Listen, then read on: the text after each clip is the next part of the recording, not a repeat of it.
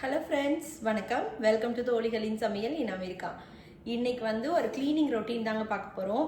நிறைய பேர் வீடியோவில் கேட்ட ஒரு vlog தான். ரொம்ப நாளாக நான் நினச்சிட்டு இருந்தேன். அதே மாதிரி பார்த்தீங்கன்னா லாண்ட்ரி ரொட்டீன்லாம் சொல்லுங்கள் அப்படின்னு சொல்லியிருந்தீங்க. அப்புறமா வந்து வீடியோவில் பார்க்கும்போது உங்கள் வீடு வந்து பார்த்தீங்கன்னா க்ளீனாக இருக்குது, எப்படி நீங்கள் எப்படியோ மெயின்டைன் பண்ணுறீங்க அப்படின்னு சொல்லி கேட்டிருந்தீங்க. கண்டிப்பாக வீடுனா கலைய தாங்க செய்யும். அதுவும் இல்லாமல் நம்ம வீட்டில் 2 குழந்தைங்களும் இருக்காங்க. ஸோ அதனால் கண்டிப்பாக கலையும். டெய்லி குக்கிங் நடக்கும்போது கிச்சன் கலையும். பட் எல்லா நாளும் வந்து நம்ம அப்படியே விட போகிறது இல்லை இல்லையா? டெய்லியுமே ஒரு க்ளீனிங் ரொட்டீன் வச்சுருப்போம். அது இல்லாமல் weekly cleaning routine 2 days once அந்த மாதிரி பண்ண வேண்டிய விஷயங்கள்லாம் ஒவ்வொன்றா பிரித்து பண்ணுறதுனால தான் இந்த வீடு நம்மளால் மெயின்டைன் பண்ண முடியுது. இன்னொன்று என்னென்னா, நம்ம ஊர் மாதிரி இங்கே வந்து வேலைக்கு வந்து ஆள் வச்சுக்க முடியாது வீட்டுக்கு ஏதாவது ஹெல்ப்புக்கு. ஸோ அதனால் நம்மளே எல்லா வேலையும் செய்கிற மாதிரி இருக்கிறதுனால கண்டிப்பாக நம்ம பிரித்து கொஞ்சம் கொஞ்சமாக செஞ்சுக்கணும். இன்றைக்கி இது பண்ணணும், நாளைக்கு அது பண்ணணும்னு சொல்லி கொஞ்சம் கொஞ்சமாக பிரித்து பண்ணிட்டோன்னா நமக்கு ஈஸியாக இருக்கும். இன்றைக்கி வந்து பார்த்திங்கன்னா காலையிலேருந்தே நான் ஒரு வேலை கூட பண்ணலைங்க. காலையில் எழுந்திரிச்சு இவங்களுக்கு சமைச்சு கொடுத்து அனுப்பினேன். என்ன சமைச்சேன்? சிக்கன், கொஞ்சம் பருப்பு கடைஞ்சிட்டு சிக்கன் வந்து கொஞ்சம் தொக்கு மாதிரி பண்ணி அது கொடுத்தேன். அப்புறம் பச்சை பயிர் வேக வச்சு அதுவும் லஞ்சுக்கு கொடுத்து அனுப்பிட்டேன். காலையில் வந்து பார்த்திங்கன்னா ராகி சேமியா பண்ணேன், அது கொடுத்தேன். ஸோ இதெல்லாம் கொடுத்து அனுப்பிட்டு அதுக்கப்புறம் அப்படியே கிச்சன்லேருந்து வெளியில் வந்து இங்கே சோஃபாவில் உட்காந்தேன். இப்போ டைம் வந்து பார்த்திங்கன்னா 1:30 ஆகுது. ஸோ உட்காந்து என்னோடய எடிட்டிங்கு அது இதுன்னு கொஞ்சம் வேலைகள்லாம் இருந்ததுங்க. அந்த வேலையெல்லாம் இன்றைக்கி முடித்தேன். ஸோ ஏன்னா அது ஒரு 2-3 நாள் அப்படியே, ஏன்னா நம்ம வீட்டு ரொட்டீன் பார்த்தோன்னா நம்மளோட வேலைகளை பார்க்க முடியாது, வேலையை பார்த்தோன்னா வீட்டை, அந்த மாதிரி ரெண்டுமே இருக்கும்ல. ஸோ ஒரு நாள் இந்த மாதிரி பரவாயில்லன்னு போட்டு வச்சுட்டு நம்ம வந்து இந்த வேலையெல்லாம் முடிச்சிட்டோன்னா இப்போ எனக்கு அது என்னோடய யூடியூப் அந்த ஷார்ட்ஸ் எல்லாம் போட வேண்டியதெல்லாம் நிறைய எடிட்டிங் அது இது இருந்தது, அதெல்லாம் முடிச்சிட்டேன். இப்போது கிளியராக ஆகிடுச்சு. ஸோ இப்போ வந்து ஃப்ரீயாக வந்து வீடை க்ளீன் பண்ணலாம் அப்படின்னு சொல்லிட்டு யோசிச்சிருக்கேன். லாஸ்ட் 1 வீக்குமே வந்து கொஞ்சம் பிஸியாக தான் போச்சு. சாட்டர்டே சண்டே வந்து மோஸ்ட்டாக சாட்டர்டே நாங்கள் வந்து க்ளீனிங்க்கு வச்சுக்குவோம். பட் லாஸ்ட் வீக்லாம் சாட்டர்டே க்ளீன் பண்ணல, ஏன்னா வெளியில் போயிட்டோம் எல்லோரும். சண்டே வெளியில் போயிட்டோம், வீட்டில் இருந்தோம். ஸோ அந்த மாதிரி மாறி மாறி பிஸியாகவே போனதுனால நம்மளோட ஃபுல் க்ளீனிங் பண்ணலை. ஒரு க்ளீனர்ஸ் கூப்பிட்டு ஒரு மாதத்துக்கு மேலே ஆகுது. பட் இப்போ நான் கூப்பிடல, நம்மளே ஒரு தடவை அப்படியே ரஃப்பாக க்ளீன் பண்ணிட்டோன்னா இது ஒரு 15 நாளைக்கு அப்படியே மெயின்டைன் பண்ணிக்கலாம், அதுக்கப்புறம் பார்த்துக்கலாம் அப்படின்ட்டு. இப்போ வாங்க நம்ம க்ளீனிங் ரொட்டீன் எப்படி பண்ணுறேன்னு பார்க்கலாம். இன்றைக்கி வந்து மேலே இருக்க ரூம்ஸு, பாத்ரூமு எல்லாமே வந்து ஃபுல்லாக டீப் க்ளீன் கிடையாதுங்க. ஜஸ்ட்டு எல்லாத்தையும் ஒரு ரவுண்டு வந்து அப்படியே க்ளீன் பண்ணிகிட்டே வரப்போம், டஸ்ட் பண்ணி அப்படியே க்ளீன் பண்ணிகிட்டே வரப்போகிறோம். இப்போ பார்த்தீங்கன்னா கிச்சன் நான் இன்னும் க்ளீன் பண்ணலைங்க, அப்படியே தான் இருக்குது. நான் வந்து இதை லாஸ்ட்டாக பண்ண போகிறேன், ஏன்னா கிச்சனை தொட்டோன்னா நமக்கு கொஞ்சம் டைம் எடுக்கும், அப்புறம் திருப்பி நமக்கு வேலை இருந்துகிட்டே இருக்கும்.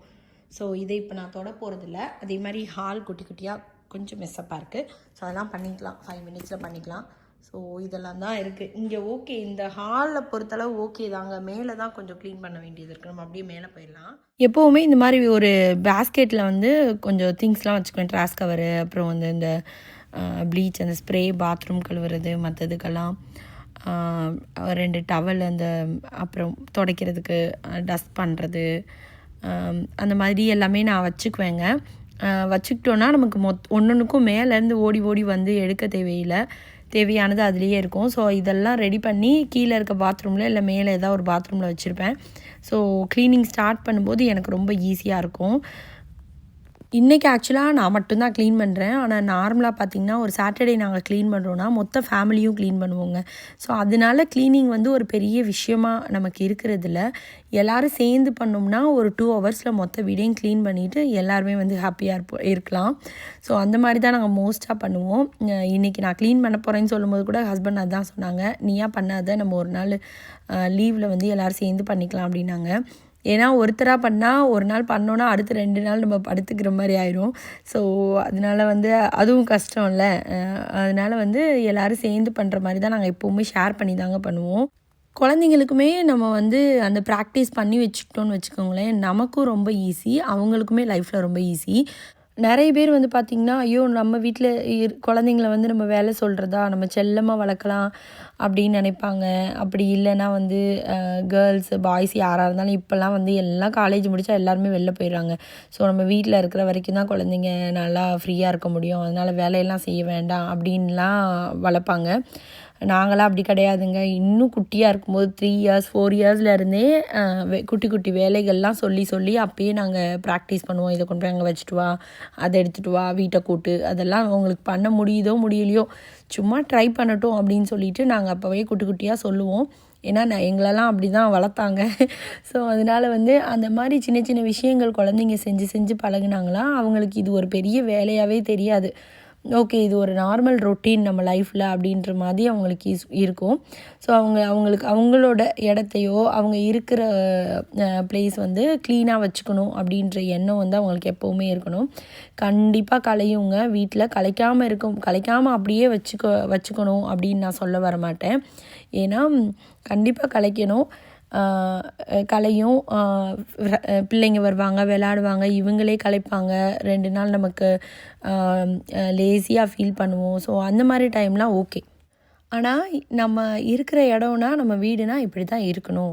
இல்லை நம்ம போய் ஒருத்தவங்க வீட்டில் இருந்தாலும் சரி, இல்லை நம்ம வந்து ஒரு ஹாஸ்டலில் குழந்தைங்க தங்குறாங்க. ஸோ எல்லா சிச்சுவேஷன்லேயும் அவங்க இருக்கிற இடத்த வந்து ஓகே அட்லீஸ்ட் வாரத்துக்கு ஒரு தடவைனாவது நம்ம க்ளீன் பண்ணி அதை ஃபுல்லாக ரீசெட் பண்ணணும் அப்படின்ற இதெல்லாம் நம்ம சொல்லிக் கொடுக்கணும்.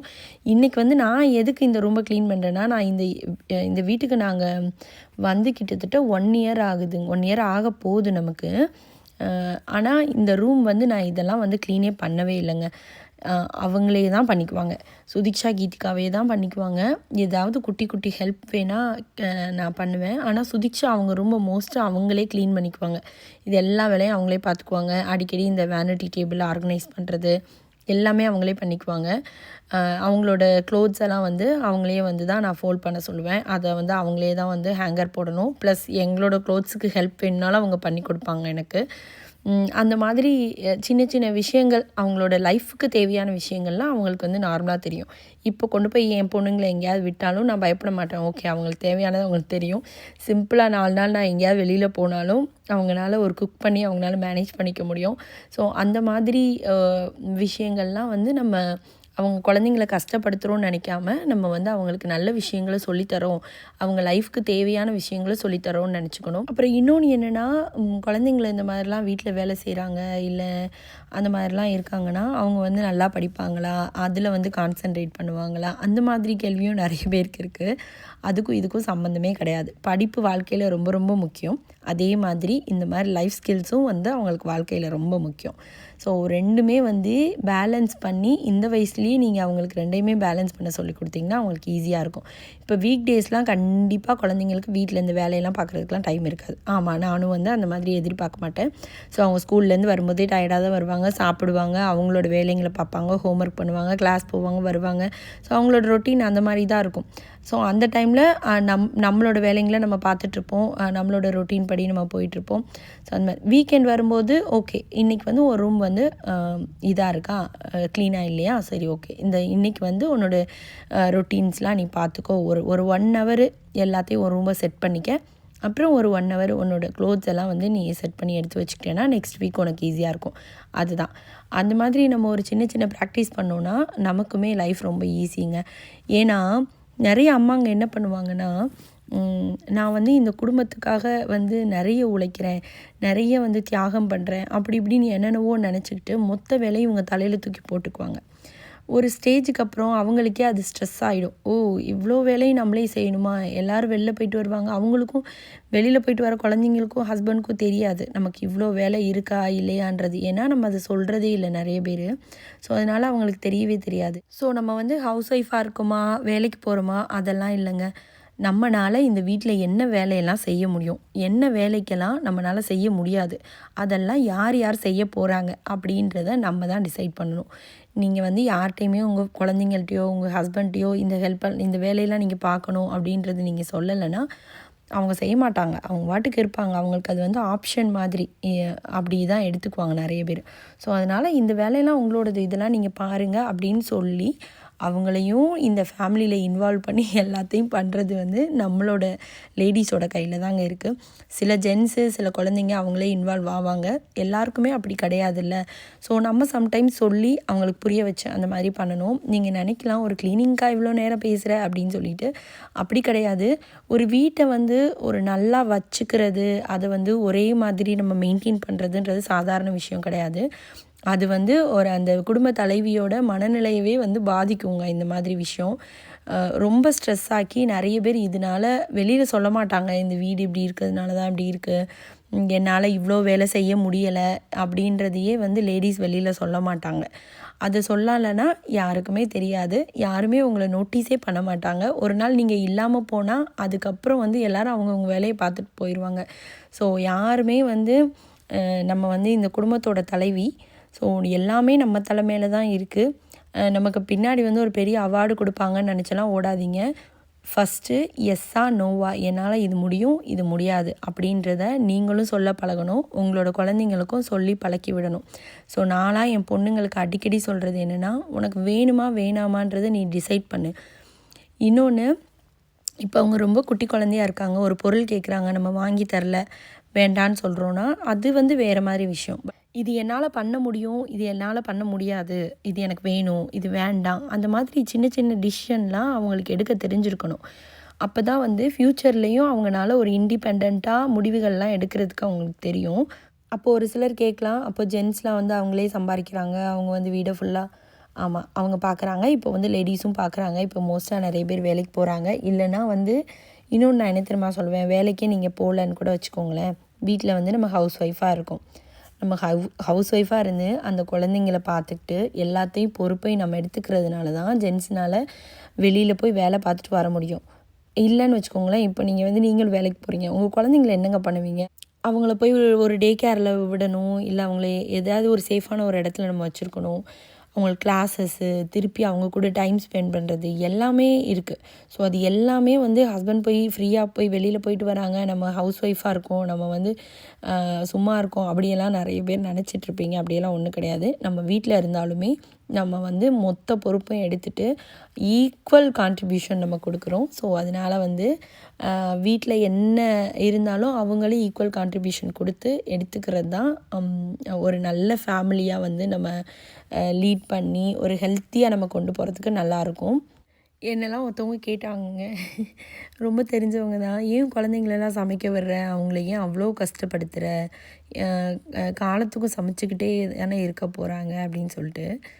நான் அதுதான் சொன்னேன், அது வந்து நான் வீடியோவாக உங்களுக்கு ஒரு 20 வீடியோ 30 வீடியோ போட்டிருப்பேனா, அவங்க வந்து டெய்லியுமே சமைக்கிறாங்க. ஆக்சுவலாக என்னால் வீடியோவே எடுக்க முடியாது. இந்த பிள்ளைங்க 2 பேருமே வீட்டுக்கு வந்தாங்கன்னா, இல்லை எப்போல்லாம் அவங்களுக்கு கொஞ்சம் டைம் கிடைக்குதோ, நாங்கள் எதாவது செய்ய போகிறோம், நாங்கள் எதாவது சமைக்க போகிறோன்னா, அவங்களோட இன்ட்ரெஸ்ட்டை நான் ஏங்க நிப்பாட்டணும்? என்னோடய குழந்தைங்களுக்கு அது ரொம்ப பிடிச்சிருக்குன்னா கண்டிப்பாக நான் அதை வந்து அவங்களுக்கு பண்ணுறதுக்கு ஓகே தான் சொல்லுவேன். நான் வேண்டான்னு சொல்ல மாட்டேன். வெளியிலேருந்து பார்க்குறதுக்கு உங்களுக்கு எப்படி வேணால் இருக்கலாம். நான் அதை தான் சொன்னேன். அவங்க வந்து 30 நாளுமே சமைக்கிறாங்க. நான் அதில் வந்து ஒரு 10 நாள் தான் வீடியோ எடுப்பேன். என்னால் அப்போ தான் எடுக்க முடியும். மற்ற வேலைகள்லாம் நான் பார்த்துட்ருக்கும்போது எப்போவும் என்னால் வீடியோ எடுக்க முடியாது. ஸோ வந்து தெரியாது வெளியில் இருக்கவங்களுக்கு. ஸோ அவங்க கேட்டதில் ஒன்றும் தப்பு இல்லை, நான் சொல்கிறேன். அந்த மாதிரி உங்கள் குழந்தைங்களுக்கு என்ன இதில் இன்ட்ரெஸ்ட் இருக்கோ அது படிப்போங்க. அதனால படிப்பு ஒன்றும் பாதிக்காது. அதே மாதிரி ஒருத்தவங்க சொல்லியிருந்தாங்க, தமிழ் ஸ்கூல் வந்து ஏன் அனுப்புகிறீங்க, அதனால் உங்களுக்கு தான் பெருமை இருக்குதுன்னு அனுப்புகிறீங்க, அவங்களுக்கு வந்து சம்திங் அவங்களுக்கு வந்து ஸ்ட்ரெஸ்ஸாக இருக்குமோ, இல்லை மென்டலி அவங்களுக்கு வந்து பிடிக்காமல் போகிறது கஷ்டமாக இருக்கும் அப்படின்னு சொன்னாங்க.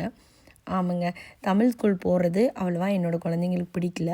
ஏன்னா அவங்க வந்து பிறந்ததுலேருந்தே இங்கே யூஎஸில் வேறு மொழி பேசுகிற ஒரு நாட்டில் இருக்காங்க. அவங்கள வந்து தமிழில் வந்து படிக்கணும், தமிழில் எழுதணும்னு சொன்னோன்னா அது கஷ்டம்தான். இப்போ நம்ம தமிழ்நாட்டில் இருக்கும்போது நம்மளை இங்கிலீஷ் வந்து எழுதணும், பேசணும் அப்படின்லாம் சொல்லும்போது அப்போ அவ்வளோ கஷ்டமாக இருந்தது நமக்கு. அதே மாதிரி தான் இப்போ இவங்க என்ன தான் தமிழ் குழந்தைங்களாக இருந்தால் கூட இங்கே யூஎஸ்லேயே வந்து பிறந்து இங்கேயே இருக்கிறதுனால அவங்கள பொறுத்தளவு அவங்களோட லாங்குவேஜ் இங்கிலீஷுன்ற மாதிரி, ஏன்னா பிறந்ததுலேருந்து அதுலேயே பேசுகிறாங்க இல்லைங்க, அந்த மாதிரி ஆளுங்களை தான் பார்க்குறாங்க. ஸோ அப்படின்ற மாதிரி இருக்கும். ஸோ அவங்களுக்கு வந்து தமிழ் பேசுகிறது இதெல்லாம் வந்து கொஞ்சம் கஷ்டமாக தான் தெரியும். ஆனால் வந்து நம்ம சில விஷயங்கள் மருந்து சாப்பிட்டா தான் நோய் சரியாகும்னா அந்த மருந்தை வந்து அம்மா தான் கொடுக்கணும், அம்மா அப்பா தான் கொடுக்கணும். ஸோ அந்த மாதிரி அவங்க வாழ்க்கையில் நம்மளோட தாய்மொழியை அவங்க கற்றுக்கணும். அவங்களுக்கு கஷ்டமாக இருக்குன்றதுனால அந்த விஷயத்த வேண்டான்னு சொல்லிட்டு நம்ம அப்படி விட முடியாது. ஆக்சுவலாக சுதீக்ஷாவை நான் ஒரு 2 வருஷத்துக்கு முன்னாடி சுதீக்ஷாவுக்கு வந்து தமிழ் ஸ்கூலில் அந்த 5th கிரேட் படிக்கும்போது ரொம்ப கஷ்டமாக இருந்தது. அவங்களால படிக்கவே முடியலை. அந்த டைமில் நான் ஸ்கூல் விட்டே நிப்பாட்டிட்டேங்க, கிளாஸை விட்டே. அதை நிப்பாட்டும் போது நான் ஒரு துணிஞ்சு தான் முடிவெடுத்தேன் நிப்பாட்டிடலாம் அப்படின்னு சொல்லிட்டு. ஆனால் அதுக்கப்புறம் ஒரு வருஷம்க்கு அப்புறம்லாம் வந்து ஐயோ நம்ம நிப்பாட்டி இருந்திருக்கக்கூடாது போல், கொஞ்சம் கொஞ்சம் தெரிஞ்ச வரைக்கும் படிச்சுக்கிட்டே வா அப்படின்னு சொல்லிட்டு நம்ம படிக்க விட்டு இருந்திருக்கணும், தப்பு பண்ணிட்டோம் அப்படின்றது எனக்கு அப்புறம் தான் தோணுச்சு. இப்போயும் லேட் இல்லை, அதனால் லேட்டாக கூட படிக்கணும்னு சொல்லிட்டு இப்போ திருப்பி நான் நிலை 5 சேர்த்து விட்டேங்க. ஸோ அதனால் வந்து ஒரு விஷயம் நமக்கு அந்த டைம் அந்த சிச்சுவேஷனுக்கு எனக்கு அப்படி இருந்தது. சுதிக்ஷாவுக்குமே படிக்க விருப்பம் இல்லை. பட் இப்போ சேர்த்து விட்டேன்னா அவளோட வயசுக்கு 5th கிரேட் படிக்கும்போது அவளுக்கு ரொம்ப ஈஸியாக இருக்க மாதிரி இருக்குது. இதனால குழந்தைங்களுக்கு மனசெல்லாம் பாதிக்கும் அப்படின்லாம் நம்ம நினைக்க தேவையில்லை. ஏன்னா ஸ்கூல்லையே அவங்களுக்கு வந்து படிக்கிற சப்ஜெக்டில் எத்தனை இவங்களோட ஃபேவரெட்டு எது பிடிக்காதுன்றது அந்த மாதிரிலாம் இருக்குது. அதுக்காக நம்ம ஸ்கூலுக்கு போகாதீங்கன்னு சொல்ல முடியாதுல்ல, அந்த மாதிரி தான். ஸோ உங்களோட பேசிக்கிட்டே வந்து நான் க்ளீனிங்லாம் முடிச்சிட்டேன். அப்புறமா வந்து பார்த்திங்கன்னா காஸ்கோ ஷாப்பிங் வந்திருந்தோங்க. கொஞ்சம் இப்போ கிறிஸ்மஸ் சீசன்னால் நிறைய போட்டிருந்தாங்க. எங்களுக்கு கொஞ்சம் வீட்டுக்கு தேவையான திங்ஸ் வாங்க வேண்டியது இருந்து அதான் வாங்கினோம். வாங்கிட்டு அப்படியே வீட்டுக்கு கிளம்பியாச்சு. உங்களுக்கு இந்த வீடியோ பிடிச்சிருக்குன்னு நினைக்கிறேன். பிடிச்சிருந்தா லைக் பண்ணுங்கள், ஷேர் பண்ணுங்கள், கமெண்ட் பண்ணுங்கள் அண்ட் சப்ஸ்கிரைப் பண்ணுங்கள். நான் பேசுனதில் ஏதாவது உங்களுக்கு கருத்து இருந்தாலும் கமெண்ட்ஸில் சொல்லுங்கள். நன்றி, வணக்கம்.